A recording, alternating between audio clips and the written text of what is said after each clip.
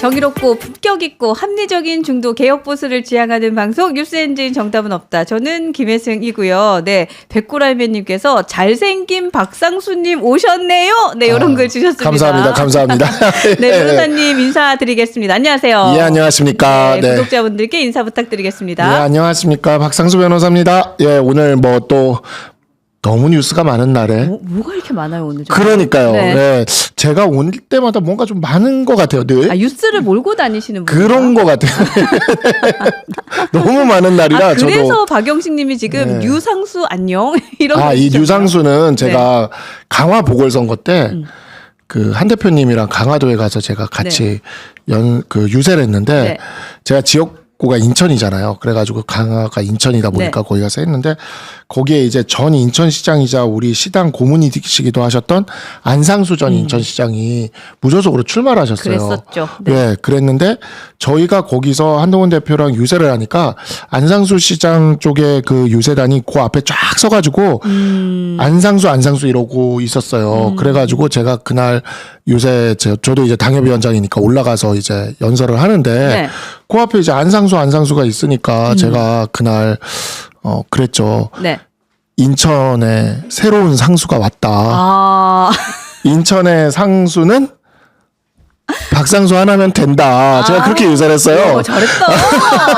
잘했다. 그랬더니 그 다음부터 뉴상수, 새로운 상수, 인천의 유일한 상수. 괜찮네요. 네. 잘했다. 네. 그런 순발력 어디서 나오는? 예전에 책 많이 읽으셔서 그런가요? 네. 옛날에 초등학교 5학년 때 책이 3,000권을 읽으셨던 우리 뉴상수 변호사님. 네. 네. 네. 그 후로 이제 리플을 올 때마다 뉴상수가 이제 또 이 안상수 시장님 뭐 훌륭한 정치인이시긴 하셨지만 이제 또 새로운 상수가 왔으니까. 네. 멋있다. 요런 어휘력과 재치, 순발력 너무 부럽다. 피어나님께서도 박상수 멋지다. 뭐 이런 걸 주셨고, 인천의 박상수 최고. 그때 감동 먹었대요. 그때 그랬군요. 계셨나 봅니다. 거기 예, 계셨군요. 예. 그러니까 박상수 변호사님 여러분들이 좋아하시고 기다리시는데 이유가 있는 것 같다라는 생각도 하여튼 하게 됩니다. 좋습니다. 저희가 지금 이렇게 이제 얘기를 하고 있는데 지금도 헌재에서는 그 탄핵 심판이 진행 중이죠. 아직 안 끝났죠. 아직 안 끝났어요. 이게 원래 지금 저는 예전에 공정위 사건을 네. 그 예전에 이제 강일원 전 헌법재판관님이 있어요. 그분이랑 저랑 같이 변론을 같이 들어간 적이 있는데 네. 8시간 했어요. 8시간. 네. 와. 진짜 그래서 가끔 이렇게 증인신문이나 이런 것들 뭐 이런 사건들 좀 길어지면 그렇게도 합니다. 근데 그런 거 하나 끝내놓고 나면 진짜 진이 다 빠지겠는데요? 그게 막 그 공방전이 펼쳐지기 때문에 8시간 동안 설전을 하는 거예요. 진짜. 와, 쉽지 않네요. 네. 그러니까 이제 이 변호사들 중에서도 이게 구두 변론으로 훈련된 변호사가 있고 서면을 되게 또 이렇게 잘 쓰는 변호사가 있긴 한데 저는 뭐 글을 못 쓰지는 않은데 둘 다 잘하시잖아요. 구두에서 좀 많이 특화돼 있어서 변호사들 중에 이제 말을 잘하는 변호사 또 의외로 많지가 않거든요. 그래가지고 그런 데가 있으면 제가 좀 나가는 편인데 투입이 되는 편인데 그 막 8시간씩 하고 나잖아요. 그러면 진짜 그러니까 변호사님이 너무 똑똑해도 문제예요. 말도 잘하고 글도 잘 쓰고 너무 똑똑해서 문제예요. 아닙니다. 예. 누가 너무 자랑하지 말라고 그러더라고요. 주머니의 송곳과 같이 그의 재능은 누구나가 알 수 있게 삐져나오는 법인 것을. 네. 어쨌든 그 탄핵 심판이 계속해서 진행이 되고 있는데 여기서 지금 증인 출석을 한 김용현 전 국방부 장관에 대해서 계속해서 이제 속보가 증인 신문 과정에서 나오는 발언들이 속보로 나오고 있습니다. 뭐 지금 몇 가지 보면 국무위원 중에서 비상계엄 동의한 사람도 있었다. 뭐 이런 것도 있었고 또 대통령 24시간 국가 민생만 생각한다. 뭐 이런 것도 있었고 지금 기사 보시면 사실 가장 궁금한 게 저거였어요. 포고령, 그리고 쪽지 두 개에 대한 입장이 명확하게 나왔더라고요. 이거 어떻게 보셨어요? 그러니까 제가 뭐 누누이 지금 이번 주에 헌재에서 대통령께서 화요일에 말씀하신 내용을 가지고 제가 누누이 방송에서 이야기를 했지만 대통령이 드디어 변호사로서의 전략을 쓰고 있다. 그러니까 사실 재판이라는 게 그래요. 재판이라는 게 그 누구도 재판에 와가지고 그 전부 인정하는 경우가 없거든요. 그러니까 우리가 흔히 얘기하는 그 확신범이라는 게 있는데 이 네. 확신범이 뭐냐면 인정을 하면서 재판부에게 나는 잘못한 게 없다. 나 당당하다. 그러면서 자신이 왜 확신을 했고 자기가 왜 범죄를 저질렀는지에 대해서 쫙 설명하면서 자기가 범죄 저지른 거 다 인정하면서 이렇게 돼버리는 경우들이 있어요. 오. 이러면 네. 판사는 속으로 웃고 있습니다. 왜죠? 그 왜죠? 뭐 확신범은 고의가 확실하고 목적도 확실하고 게다가 자기가 했다라는 자백까지 확실히 했으니까 그냥 구성요건 적용해가지고 그냥 바로 때리면 되거든요. 그렇기 때문에 굉장히 그런 경우가 솔직히 제일 네. 재판하기 쉬운 경우예요. 제가 예전에 어떤 일이 있었냐면 네. 제가 재판할 때 그 뒤에 앉아 있었는데 어떤 할아버지 한 분이 오신 거예요. 근데 그분이 이제 원래 시골에는 살림법으로 많이 잡혀 들어가십니다. 살림법. 우리나라는요. 네. 아무리 자기 산이라도 네. 나무를 함부로 베면 안 됩니다. 그래요. 예, 그게 우리나라 살림법이 그렇게 돼 있어요. 내 거라도 내 산이라도. 네. 근데 이분은 거기다가 나무를 베고 밭을 만들어서 뭐 화전 비슷하게 한 거예요. 그러면 이제 보통 그렇게 되면은 이제 허가 없이 그렇게 나무를 베고 그렇게 화전을 만들면 살림법으로 들어오게 되는데 네. 살림법이 형량이 세요. 그러니까 모르고 그냥 하셨는데 그게 형량이 세구나. 초범이 돼도 징역을 삽니다.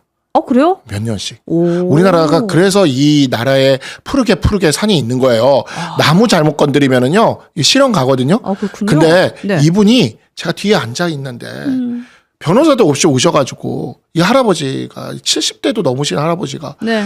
내가 먹고 살기가 힘들어서 내가 나무를 베서 내 산에다가 밭을 만들어서 왜 했는데 그게 무슨 죄야 하면서 막 얼마나 본인이 먹고 살기 힘든지를 한참 얘기하시는데 전 뒤에 앉아 있으면서 변호사로서 너무 안타까운 거예요. 자백, 확신, 고의 다 드러났어요. 저분 들어가실 텐데. 저 연세에 들어가실 텐데. 어떡하지? 진짜 변호사도 없이 오셔가지고 지금 저러고 국선 변호인 붙여주셔야 되는데 싶었는데 판사도 너무 안타까웠는지 이제 국선 변호인을 붙여주더라고요. 그러니까 국선 변호인은 이제 그러면 그런 발언이 얼마나 위험한지에 대해서 설명을 해주죠. 네. 근데 어쨌든 간에 이미 법정 이거 다 쓰여져 있어요 이미. 그쵸. 예, 그래가지고 이미 자백을 다 했으니까 네. 그건 뒤집지도 못합니다. 그러니까 법정에서의 발언을 못 뒤집어요. 그래서 이게 법정에서의 발언이 되게 중요하거든요. 그래서 저는 밖에서 대통령이 얘기하는 거랑 법정 들어가서 얘기하는 게 어떨까를 궁금했는데 이번에 딱 가서 보니까 법정 가서는 이게 완전히 그 밖에서 막 그 위풍당당하고 자신만만하던 그 대통령의 모습이 아니라 다 내가 한 게 아니에요. 국방부 장관이 했겠죠. 나는 모르는 일이에요. 부정선거에 대해서도 사실 나는 믿지 않고 있고 그런 음모론이 있다 보니까 그거를 입증하기 위한 거예요. 이런 발언들을 하는 거예요. 사실관계 확인하려 했어요. 이렇게. 네, 사실관계 확인하려 했어요. 자, 그러니까 이런 부분들이 아주 전형적인 법률가의 말하기고 이를 통해서 이제 사건을 미궁에 빠뜨리는 겁니다. 그러면 사건을 미궁에 빠뜨리면 재판을 길게 진행을 하기가 안 할 수가 없게 만드는 거죠. 그러니까 사실관계 확인하려면 어쨌든 시간이 필요하니까 그게 지연작전의 하나라고 봐야 되네요. 그렇죠. 그 지연작전을 가장 잘 쓴 사람이 바로 그 이재명과 조국. 이 둘이 그와 같은 지연작전에 거의 달인들과 같았죠. 네, 그렇죠. 예, 뭐 40대 중반이 넘어가면 기억력이 정확해지지 않아서라는 심리학 책을 보았습니다. 뭐 이런 거 같은 거. 네. 예, 그러니까 이런 것들이 이제 정말 말도 안 되는 소리를 하고 있네 싶잖아요. 우리가 보기에는. 그렇죠. 그런데 그걸 주장하면 그럼에도 불구하고 어떤 판결을 내리고 유죄를 내리고 뭐 이렇게 하려면은요. 그게 아니라는 걸 입증해야 돼. 부담을 주는 거예요. 버든을. 그렇구나. 네, 그래서 그걸 통해 시간을 끄는 거예요. 네. 그러면 이제 40대가 그렇다는 걸, 그렇지 않다라는 걸 입증하기 위한 뭐 어디서 뭐라도 하나 따와야 되고 하여튼 상대편이 그러한 부담을 주도록 하는 거거든요. 네, 그렇게 해서 시간을 끄는 겁니다. 네. 그래서 지금 보면은 윤석열 대통령은 시간을 끄는 전략을 선택한 것이 분명하다. 이거는 아주 전형적인 형사 전문 변호사로서의 행동을 보이는 것이다. 물론 그 모습이 정치적으로는 별로 그렇게 좋아 보이지 않는 비루한 모습이 그렇죠. 가깝죠. 뭔가 나이스하지 않죠. 그러면 나 자신을 믿고 다 계엄에 참여하고 자신을 믿었던 사람들한테 나는 모르는 일 있고 너희들이 알아서 했잖아. 왜 지금 와서 나한테 그래? 난 몰랐다니까. 이렇게 얘기하는 거거든요. 그렇죠. 예, 그러면 이러한 부분들이 굉장히 그게 비루해 보일 수는 있는 행동이지만 그러나 법리적으로는 시간을 끄는 데는 도움이 됩니다. 자, 이에 대해서 제가 이렇게 설명을 했더니 어떤 법조 기자가 그게 도움이 안 된다고 그 기자는 그랬는데 박상수 변호사는 그게 그렇게 끄는 데 도움이 된다고요. 이런 게 판사들을 굉장히 열받게 만들어요. 빤히 보이는 증거들이 있는데 이게 재판을 빨리빨리 해서 끝내야 되는데 네. 근데 또 우리나라 사법 체계가 옛날에는 그러면 막 이렇게 잘라가면서 막 이렇게 해버릴 수가 있었는데 네. 또 우리 민주당이 또 우리 피의자들의 인권을 보호하기 위해 어마어마하게 형사소송법상의 피의자 인권을 과대보호에 가깝게 저는 이제는 좀 솔직히 과대보호라고 느껴질 정도인데 그런 제도들을 많이 만들어 놨지 않았습니까? 그 제도를 만들어 놓고 그걸 이재명과 조국이 아주 그냥 뭐 본인을 위해 만든 것 같아요. 아주 뭐 네. 즐겁게 그걸 활용했어요. 그렇죠. 네. 근데 드디어 윤석열 대통령이 활용하는 거예요. 이게 그러니까 되게 재밌는 건데 그러네요. 법은 양날의 검과 같아서 민주당과 이재명, 조국 등이 뭐 자기들이 예전에 이제 범죄를 저지른 것들이 많이 있다 보니까 피의자들의 그런 거를 보호하기 위해서 많이 만들어놨는지 모르겠으나 네. 그걸 자기들이 많이 누렸잖아요. 이번에는 윤석열 대통령이 누리는 거예요. 자기들이 막 이제 막 조급해서 막 안달이 나는 거죠. 아니 어떻게 저런 말을 하느냐, 뭐 어떻게 저럴 수가 있느냐 하는데 그게 바로 우리가 겪던 일이에요. 제가 미러링이네, 미러링. 미러링이나 마찬가지입니다. 네, 완전 그러네요. 미러링이고요. 제가 그 지지율 상승에 대해서도 이렇게 설명을 할 수가 있어요. 지금 윤석열 대통령의 이거에 대한 여당의 지지율 상승에 대해서도 제가 지난해 총선을 하면서 네. 정말 갑갑했던 게 뭐냐면 단지 유창훈 부장판사에 의해서 구속영장이 하나 기각됐을 뿐이에요. 당시 한동훈 법무부 장관이 정말 야당 대표의 체포 적부심까지 끌어낼 정도, 체포 동의안까지 끌어낼 정도로 정말 정치적으로도 저기를 했고, 네. 그 다음에 유창훈 부장판사조차도 위중교사는 소명됐다고 얘기할 정도로 혐의에 있어서도 입증을 해놨는데 네. 도주 우려 없고 증거인멸 우려 없다고 해가지고는 그걸로 해가지고 기각을 시켰잖아요. 풀어줬죠. 근데 우리나라 사람들은 그때 뭐라고 느끼냐면 이재명이 죄가 없나 보다 이렇게 생각해 버리는 거예요. 그렇죠. 그게 죄가 아니에요. 있으면 왜 풀어줬겠어 이렇게 생각하죠. 네. 그게 아니에요. 구속영장은 그게 두 가지가 없으면 그때는 이제 풀어지게 돼 있고 죄가 있는지 없는지 여부는 본안 소송을 통해서 판단을 받는데 별개죠, 별개. 그 본안 소송이 작년 11월 15일에 겨우 공직선거법 1심 하나가 나왔는데 그게 그냥 피선거권 박탈로 나온 거잖아요. 제일 가벼운 거 하나가. 그렇죠. 그러니까 그 정도로 유죄인 게 확실했는데도 불구하고 제가 선거를 뛰는데 계속 그러는 거예요. 아니 근데 왜 이재명은 못 잡아넣어? 이재명은 왜 풀어주게 만들어?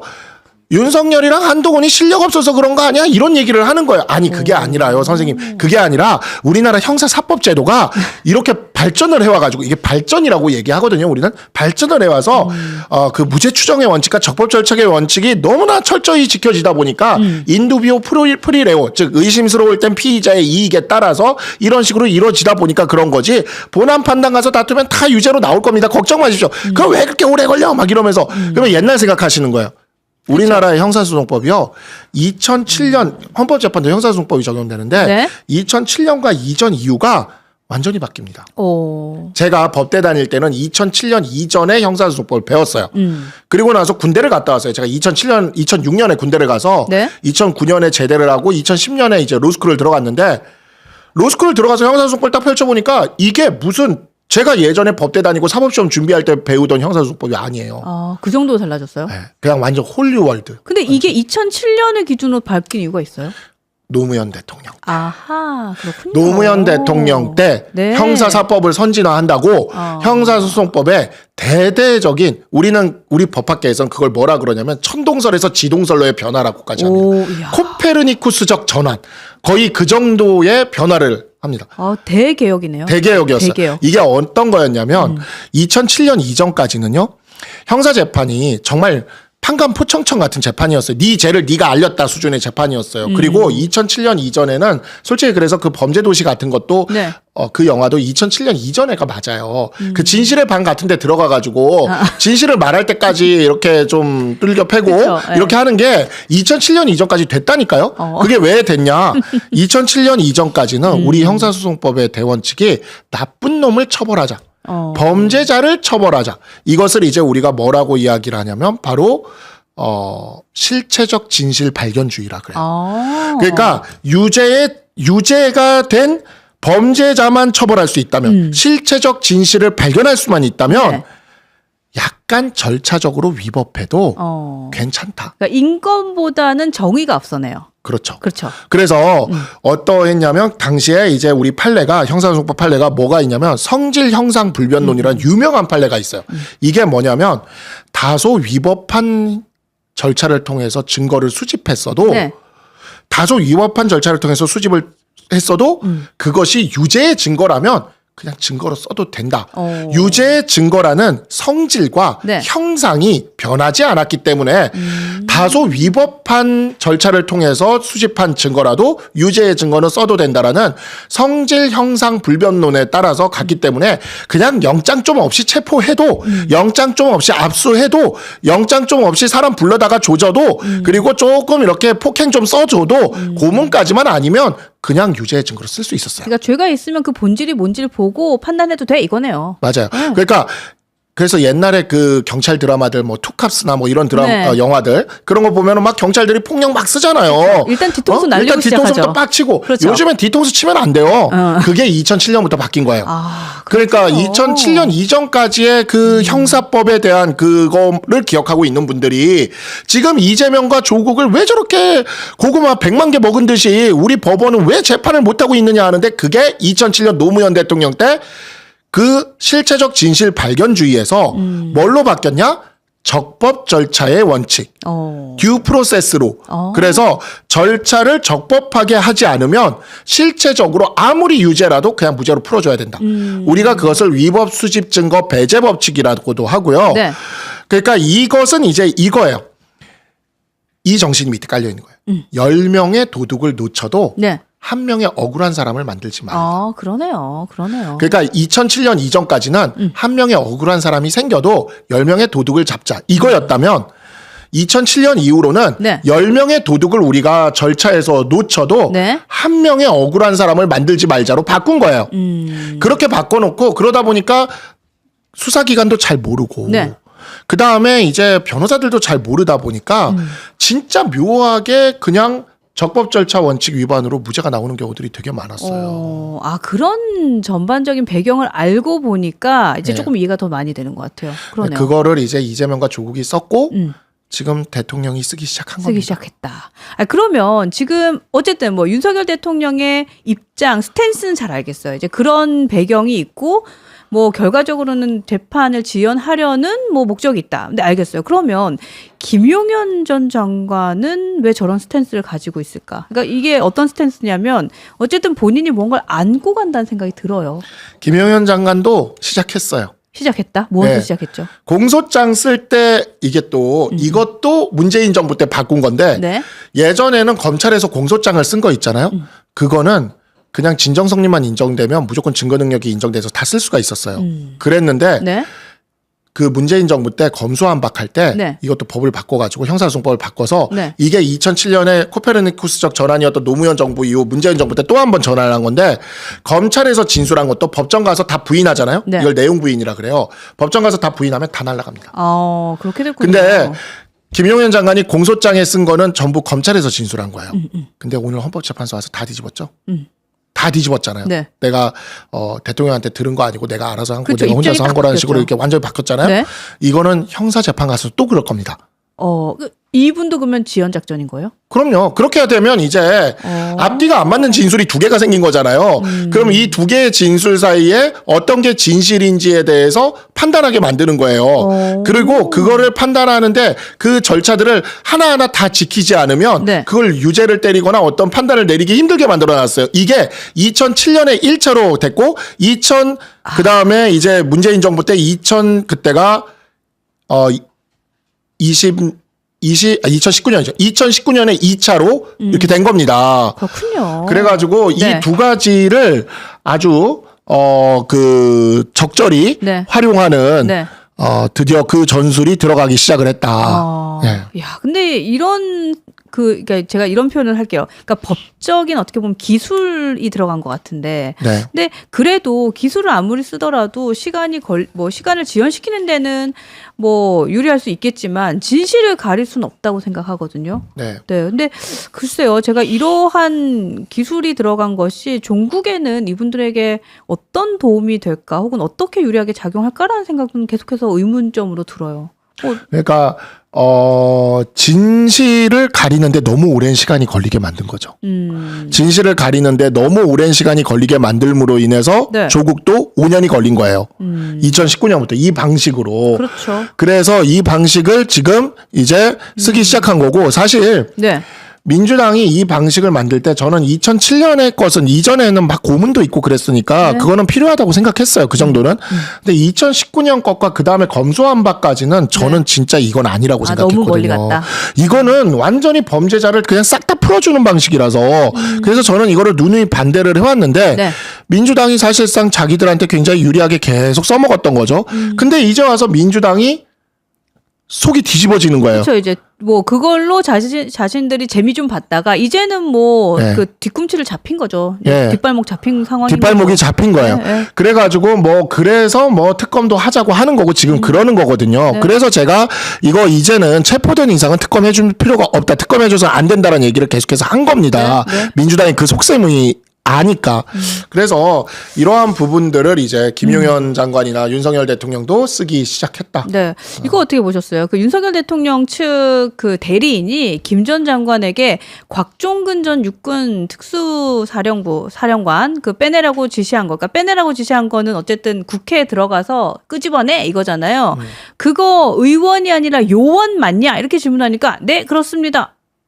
의원 뺀 게 아니라 요원을 빼라 했다. 이거 네. 뭐예요? 그러니까요. 이거 정말 그러니까 이런 것들이 전부 네. 한 걸음 한 걸음 이게 다 이재명이 쓰던 전략이에요. 어. 한 걸음 한 걸음마다 다 논란을 만드는 거예요. 이러면 이게 요원인지 의원인지를 다퉈야 돼. 이제 그런 거죠. 그러니까 제가 진짜 굉장히 재밌는 게 뭐냐면 네. 이재명 조국 재판 때 아니 누가 봐도 이재명과 조국은 죄를 지은 게 맞아. 아무리 법률가들이 봐도 이건 맞다고. 근데 빼박인데 네. 근데 이놈의 재판 절차가 정말 어이가 없는 거예요. 계속 수사 늘어지고. 절차가 계속 늘어지고. 그렇죠. 그리고 이런 거 하나씩 던질 때마다 그걸 하나하나 또 입증을 해야 돼. 이런 걸. 정말 우리가 보기에는 말도 안 되는 소리인데 말도 안 되는 소리를 하면은 그거를 100마디로 입증을 해야 돼. 그러면 조금 기다리고 있다가 또 말도 안 되는 소리 하나를 툭 던져. 네. 말이 돼? 하면서 또 입증을 해야 돼. 근데 그러고 있으면 우리 당은 계속 국민들한테 야, 저 무능한 놈들은 왜 저거를 못 왜 집어넣어? 저것도 못 집어? 왜 저것도 못해? 무능한 거 아니야? 무능한 거 아니야가 처음에 나와요. 그 다음에 이제 뭐가 나오냐면 죄가 없는 거 아니야? 이렇게 되는 거예요. 그거를 지금 근데 민주당이 똑같이 당하고 있다. 지금 민주당 무능론이 나왔어 지금요. 이제 조금 있어 보면 지금 슬슬 나오는데 윤석열 대통령이 뭔 죄가 있어? 죄가 없는 거 아니야? 이렇게 되기 시작할 겁니다. 지금 제가 머릿속에 탁 스쳤는데 저희 어머니가 그러셨어요. 그러니까는 딱 그 얘기 하셨거든요. 야, 근데 대통령 하나 저렇게 하는데 저렇게 돼? 하면서 야, 이거 민주당 뭐 하는 거야? 이 얘기 하시더라고요. 네. 아, 그러네요. 그거네. 야, 근데 이거 참 글쎄요, 좀 우프다라는 생각 들고, 근데 또 이런 생각도 들어요. 어쨌든 헌법재판관의 퇴임이라는 그 시기가 4월 18일에 있기 네. 때문에 헌법재판소에서는 그 안에는 이거 다 끝낼 생각 할 건데 이렇게 시간 계속해서 끈다고 해서 끌려질까요? 자, 이렇게 되겠죠. 네. 그러니까 윤석열 대통령이나 김용현 장관이나 이쪽에서 계속 이런 식으로 끌게 만드는 떡밥을 계속 던질 거예요. 지금 벌써 오늘만 해도 떡밥이 몇 개 나왔습니까? 의원이냐, 요원이냐. 네. 네? 그다음에 그놈의 그 쪽지에 대해서는 네. 누가 전달했느냐. 뭐 정말 쓰는 거야. 그 김용현 장관이 썼다 하더라도 그 전달하는 거 그 시간에 그 김용현 장관이 없었거든요. 그럼 누가 전달했느냐? 대통령이 전달했느냐? 아니면 밑에 뭐 누가 전달했느냐? 뭐 이런 것들도 지금 다 떡밥이잖아요. 네. 그러니까 끊임없이 떡밥을 양산할 겁니다. 윤석열 대통령 측의 변호인단은. 저는 지금 보면서 여태까지는 윤석열 대통령 변호인단이 이게 뭐 그냥 확신범이 돼가지고 윤석열 대통령을 빨리 보내려고 하나 보다 이렇게 생각했는데 전략이 이상하다. 최근에 했었죠. 윤석열 대통령이 이제 나온 화요일부터 시작해서 지금 아주 제대로 현대 형소법, 그러니까 바로 민주당이 만든 형소법이죠. 민주당이 만든 형소법에 아주 맞춤형 변론을 하기 시작했어요. 이제부터.